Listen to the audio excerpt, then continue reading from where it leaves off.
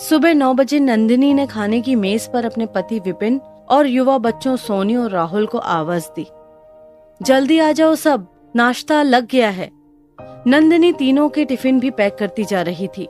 तीनों लंच ले जाते थे। सुबह निकलकर शाम को ही लौटते थे। विपिन ने नाश्ता शुरू किया, साथ ही न्यूज़पेपर पर भी नजर डालते जा रहे थे। सोनी और राहुल अपने अपने मोबाइल पर नजरें गड़ाए नाश्ता करने लगे।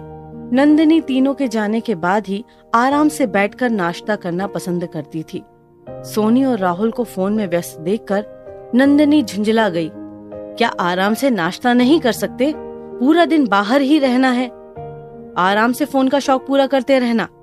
विपिन शायद डिस्टर्ब हुए, माथे पर त्योरियां डालकर बोले, क्यों सुबह सुबह गुस्सा करने लगती हो? कर रहे होंगे फोन पर कुछ। नंदिनी चिढ़ गई। तीनों अब शाम को ही आएंगे, क्या शांति से नाश्ता नहीं कर सकते? विपिन ने मुस्कुराते हुए कहा, हम तो शांति से ही नाश्ता कर रहे हैं, शोर तो तुम मचा रही हो। बच्चों को पिता की ये बात बहुत पसंद आई और दोनों एक साथ बोले, वाह पापा, क्या बात कही है। नंदिनी ने तीनों के टिफिन टेबल पर रखे और चुपचाप उदास मन से वहां से हट गई। सोचने लगी कि पूरा दिन अब अकेले ही रहना है। इन तीनों को इस बात से कोई मतलब नहीं कि कुछ देर हंस बोल लें। शाम को सब थके आएंगे और फिर बस टीवी और फोन। किसी के पास क्यों आजकल कोई बात नहीं रहती करने के लिए। बच्चों के हर समय फोन पर रहने ने तो घर में ऐसी नीरसता भर दी कि खत्म होने का नाम ही नहीं लेती। अगर मैं तीनों से अपना मोबाइल, टीवी, लैपटॉप बंद करके थोड़ा सा समय अपने लिए चाहती हूँ तो तीनों को लगता है कि पता नहीं मुझे क्या हो गया है। जबरदस्ती दोस्त बनाने में, सोशल नेटवर्किंग के पागलपन में समय बिताने में और पड़ोसनों में निरर्थक गप्पे मारने में अगर मेरा मन नहीं लगता तो क्या ये मेरी गलती है? ये तीनों अपने फेसबुक मित्रों की तो छोटी से छोटी जानकारी भी रखते हैं, पर इनके पास मेरे लिए कोई समय नहीं। तीनों चले गए। घर में फिर अजीब सी खामोशी फैल गई। मन फिर उदास सा था। नाश्ता करते हुए नंदिनी को जीवन बहुत नीरस और बोझिल सा लगा। थोड़ी देर में काम करने वाली मेड श्यामा आ गई। नंदिनी फिर रूटीन में व्यस्त हो गई। उसके जाने के बाद नंदिनी इधर उधर घूमती हुई घर ठीक करती रही। सोचती रही कि वो कितनी खुशमिजाज हुआ करती थी। कहे कहे लगाती रोमानी सपनों में रहती थी और अब रोज शाम को टीवी, फोन और लैपटॉप के बीच घुट घुट कर जीने की कोशिश करती रह जाती है। पता नहीं क्या क्या सोचती वो अपने फ्लैट की अपनी प्रिय जगह बालकनी में आ खड़ी हुई। उसे लखनऊ से यहाँ मुंबई आए 1 ही साल हुआ था। यहाँ दादर में ही विपिन का ऑफिस और बच्चों का कॉलेज है, इसलिए ये फ्लैट उन्होंने दादर में ही लिया था।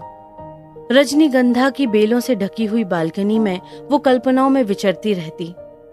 यहाँ इन तीनों में से कोई नहीं आता, ये उसका अपना कोना था। फिर यूं ही वो अपने छोटे से स्टोर रूम में जाकर सामान ठीक करने लगी। काफी दिन हो गए थे यहाँ सामान संभाले। वो सब कुछ ठीक से रखने लगी। अचानक उसने बच्चों के खिलौने का एक बड़ा सा डब्बा यूं ही खोल लिया। ऐसे ही हाथ लगाकर खिलौने इधर उधर कर देखने लगी। 3 साल पहले चारों नैनीताल घूमने गए थे, वहीं बच्चों ने ये दूरबीन खरीदी थी। वो दूरबीन लेकर डब्बा वापस रखकर अपनी बालकनी में आकर खड़ी हो गई। सोचा ऐसे खड़े होकर देखना तो अच्छा नहीं लगेगा, कोई देखेगा तो गड़बड़ हो जाएगी।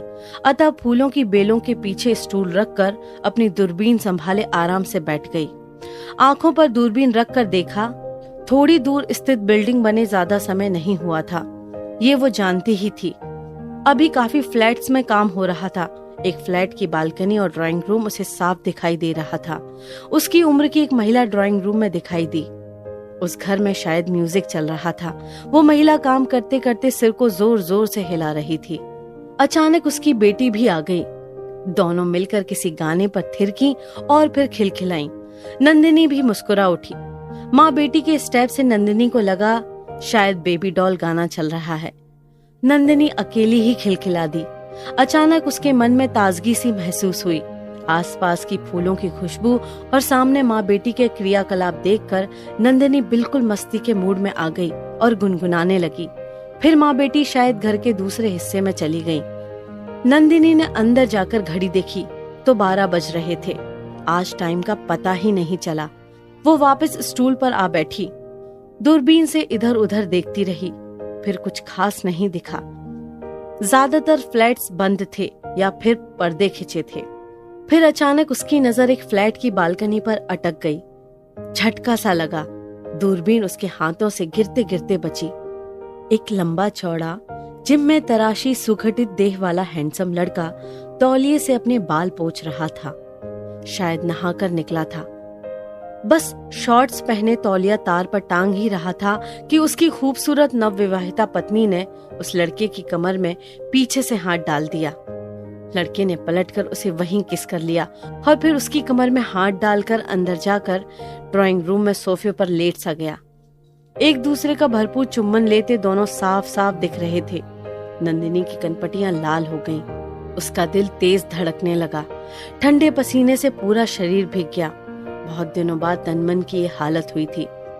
नंदिनी ने देखा कि वो जोड़ा सोफे से उठकर घर के किसी और हिस्से में चला गया, शायद बेडरूम में। नंदिनी ये सोचकर हंस पड़ी। अब 1 बज रहा था। नंदिनी ने लंच किया। आज लंच करते करते वो अकेले मुस्कुराती रही। आज अचानक उसे पता नहीं क्या क्या याद आने लगा। सालों पुरानी अपनी लाल चूड़ियां याद आने लगी। मन हुआ कि शुरुआती दिनों की तरह खूब सज धज कर विपिन के साथ कुछ समय बिताए। लंच करके उसने फिर दूरबीन उठा ली, फिर कुछ नहीं दिखा। वो भी जाकर सो गई। फिर उठकर घर के कुछ काम निपटाए। 4 बजे चाय का कप लेकर फिर दूरबीन उठाकर स्टूल पर बैठ गई। माँ बेटी वाले घर में तो कोई हलचल नहीं दिखी, पर नवविवाहित जोड़ा घर की सेटिंग में व्यस्त था। दोनों मिलकर सामान ठीक कर रहे थे। शायद नए नए आए थे फ्लैट में। बीच बीच में दोनों का रोमांस भी चल रहा था। लड़के ने पत्नी को गोद में उठाकर घुमा दिया। आकर्षक जोड़ा था। नंदिनी ने हंसकर अपनी दूरबीन को चूम लिया। आज उसे एक नया रोमांच महसूस हो रहा था। पूरा दिन कब बीत गया पता ही नहीं चला। सबसे बड़ी बात, उसे पति और बच्चों की कोई बात याद करके गुस्सा नहीं आया। आज कोई झुंझलाहट नहीं थी मन में। एकदम खिला खिला था मन। 5 बज रहे थे। नंदिनी अपनी शाम की सैर पर जाने के लिए तैयार होने लगी। वो शाम को रोज 1 घंटा सोसाइटी के पार्क में सैर करती थी। आज उसके कदम में गजब की तेजी थी, मन में स्फूर्ति थी। सैर करते हुए सोच रही थी कि इस दूरबीन का किस्सा घर में किसी को नहीं बताऊंगी। वो जानती है ये हरकत अच्छी नहीं है, पर उसे तो आज पूरा दिन मजा आया। सही गलत के चक्कर में नहीं पड़ेगी वो। 6 बजे आकर वो किचन में व्यस्त हो गई।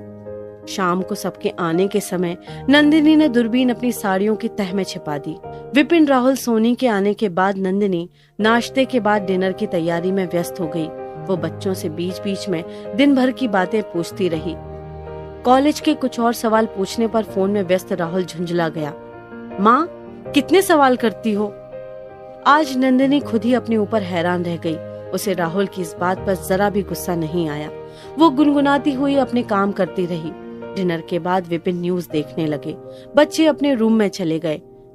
नंदिनी का मन हुआ अपनी दूरबीन उठा ले, पर नहीं, ये तो असंभव था। वो घर में किसी को भनक नहीं लगने देगी। उसने फिर बड़े ही रोमांटिक अंदाज में विपिन के गले में बाहें डाल दी। चलो बाहर टहल कर आते हैं। विपिन को हैरत का एक तेज झटका लगा। नंदिनी को ध्यान से देखकर पूछा, तुम्हें क्या हुआ है? नंदिनी हंस पड़ी। बस यही पूछते रहते हो तुम्हें क्या हुआ है, कभी कुछ और भी तो कहो। विपिन ने मुस्कुराते हुए टीवी बंद कर दिया। दोनों टहल आए। नंदिनी का मूड आज बहुत अच्छा था। उस नवविवाहित जोड़े की प्रणय लीला याद कर एक भूली भटकी सी रोमानियत उसके मन में उतरती जा रही थी। उस रात उसने अपने और विपिन के प्रणय पलों को बड़ी उमंग से जिया। सुबह नंदिनी तीनों के जाते ही जल्दी से दूरबीन उठाकर स्टूल पर बैठ गई। माँ बेटी वाले फ्लैट में माँ शायद कामकाजी थी। वो साड़ी पहने तैयार थी। बेटी शायद कॉलेज में होगी। दोनों साथ ही निकलती थी। घर में कोई और नहीं था। कल शायद लेट गई थी, तभी तो नाच गा रही थी। दोनों बहुत फ्रेश और खुश लग रही थी। फिर नंदिनी ने दूरबीन दूसरे फ्लैट की ओर घुमाई कि क्या कर रहे होंगे ये हीरो हीरोइन। वो खुद ही जोर से हंस दी। देखा, शायद हीरो ऑफिस के लिए तैयार था। हीरोइन अपने हाथ से उसे नाश्ता करा रही थी। वाह, रोमांस चल रहा है। हाँ, यही तो दिन है भाई, 4 दिन की चांदनी और फिर अंधेरी रात। वो खुद ही खुद सब सोचकर मुस्कुराती रही। तभी श्यामा आ गई तो नंदिनी ने दूरबीन छिपा दी। आज एक अरसे बाद नंदिनी ने विपिन को व्हाट्सएप पर एक मैसेज किया, आई लव यू। विपिन की हैरानी वाली बात स्माइली आई और सेम टू यू डियर का जवाब। नंदिनी विचित्र सी अनुभूति से घिरी घर के काम निपटाती रही। फिर वो दोपहर में ब्यूटी पार्लर गई। बढ़िया फेशियल, मैनिक्योर, पेडिक्योर, एक मॉडर्न हेयर कट करवाया। खुद को आईने में देखकर खुश हुई। फिर अपने लिए नई कुर्ती खरीदी। घर आते ही दूरबीन उठाई पर कुछ नहीं दिखा। माँ बेटी शायद शाम को ही वापस आती थी। हीरोइन एक आध बार बालकनी में दिखाई दी, फिर शाम के समय एकदम सजी सवरी हीरो का इंतजार करती। नंदिनी भी शाम के समय आज कुछ अलग ढंग से तैयार हुई। शाम को सोनी राहुल आए तो नंदिनी को देखते ही सोनी बोली, वाह माँ, कितनी अच्छी लग रही हो। वाह, नया हेयर कट बहुत अच्छा है। राहुल ने भी कहा, ऐसे ही रहा करो माँ, लुकिंग गुड। विपिन तो कल से ही नंदिनी में आए परिवर्तन पर हैरान थे। नंदिनी को ऊपर से नीचे तक देखते हुए बोले, वाह क्या बात है भाई, इरादा क्या है। नंदिनी हंसते हुए बोली, अच्छा ही है। तो चलो आज इस मेकओवर पर आइसक्रीम तो बनती है। डिनर के बाद सब कूल कैंप चलेंगे। वाह पापा, वेरी गुड। चारों हंसी खुशी आइसक्रीम खाकर लौटे। नंदिनी हैरान थी अपने मन के बदलाव पर। पहले वो तीनों की हर बात पर चिढ़ती झुंझलाती रहती थी, पर अब कल से उसे सब कुछ कितना अच्छा लग रहा था। ये क्या हो गया? उसके खुश रहते ही घर में भी एक अलग माहौल था। तो क्या सिर्फ उसके कुर्ते रहने से, शिकायत करते रहने से माहौल में उदासीनता आती जा रही थी? अपने मन की उदासी, जीवन में आई निरस्ता के लिए क्या वो स्वयं दोषी थी? अपने जीवन की फैली बोझिलता के लिए उसका मन उसे ही जिम्मेदार ठहरा रहा था। वो क्यों इन तीनों से शिकायतों में ही अपनी ऊर्जा नष्ट करती रहती? वो खुश रहने के लिए किसी पर निर्भर क्यों है? पता नहीं क्या क्या सोचते हुए घर आ गया। अब नंदिनी का यही रूटीन रहने लगा। मौका मिलते ही वो दूरबीन उठा लेती। फूलों की मोहक खुशबू की आड़ में दूरबीन की आंखों से देखती। उस हीरो हीरोइन के नए नए मादक रोमांस की साक्षी थी वो। उनका नया नया प्यार उसे भी पुराने दिनों में ले गया था, जब उसने विपिन के साथ नया जीवन शुरू किया था। वो उनके वर्तमान को देखकर अपना अतीत फिर से जीने लगी थी। वो अचानक अपने दिल में वही उत्साह, वही रोमांस, वही रोमांच महसूस करने लगी थी। विपिन के टूर पर जाने पर भी अब वो कलपती नहीं थी। विपिन के टूर जाने पर कभी सोनी के साथ मूवी देखाती, कभी बच्चों के साथ लंच पर चली जाती थी। माँ बेटी वाले फ्लैट में माँ बेटी को खुश देखकर उसे बहुत अच्छा लगता।